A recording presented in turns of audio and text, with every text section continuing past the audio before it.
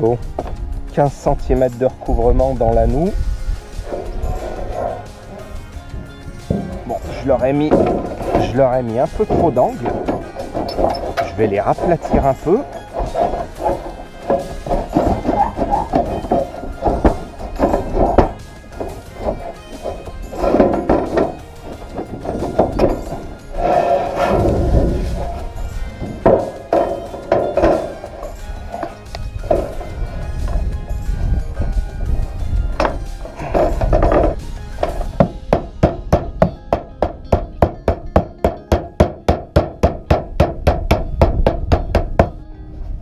Alors, il y a un petit Tintin qui m'a demandé en commentaire d'aller voir la vidéo d'un gars qui faisait une noue pour savoir ce que je pensais de sa noue.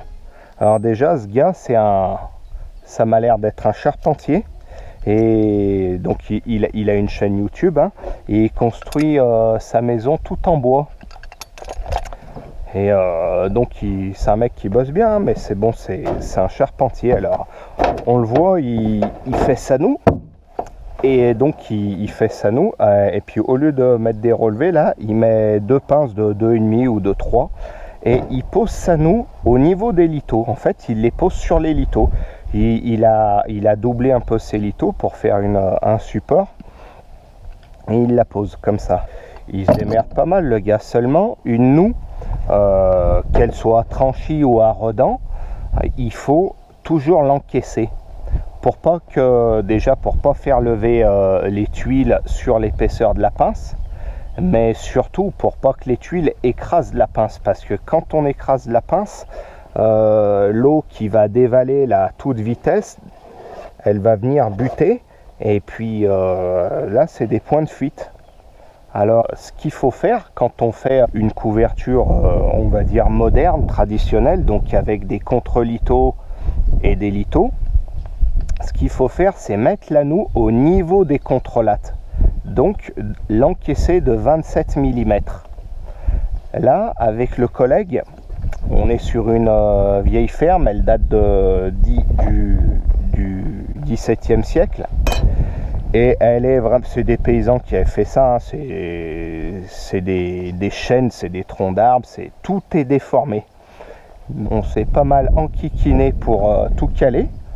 Et en fait, là, si vous voyez, au niveau de la... Bon, là, il y a une ferme, on voit la bosse, là, c'est là où il y a le moins de hauteur. Et là, il y a un effondrement subit dans la noue, parce que, bon, ils avaient bricolé un peu des charpentes de noue, donc on a été obligé de tout caler.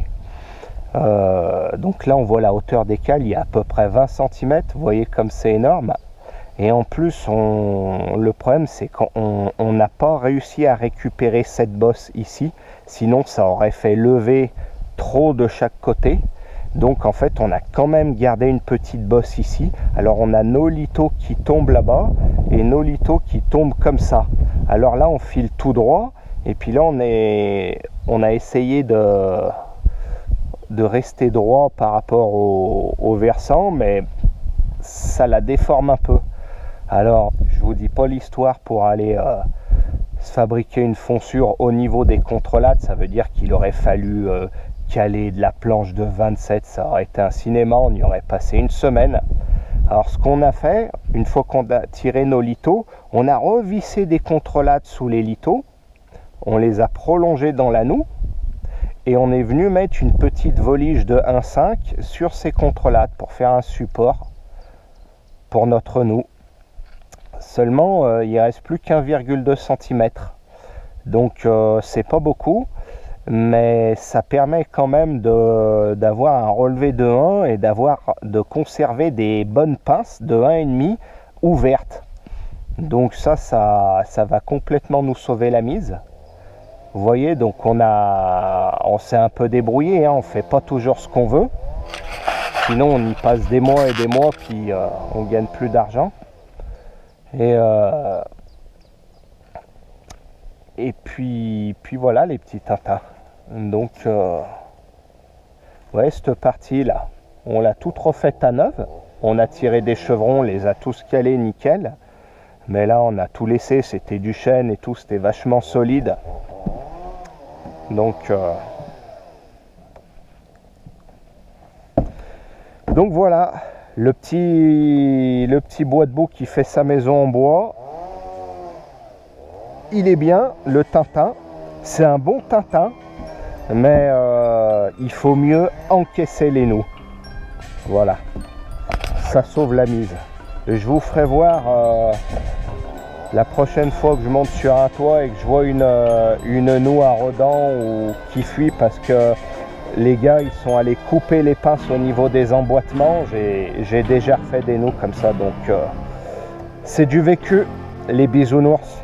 Bon, on continue et puis prochaine vidéo je vous fais voir comment on agrafe la tête de fêtage.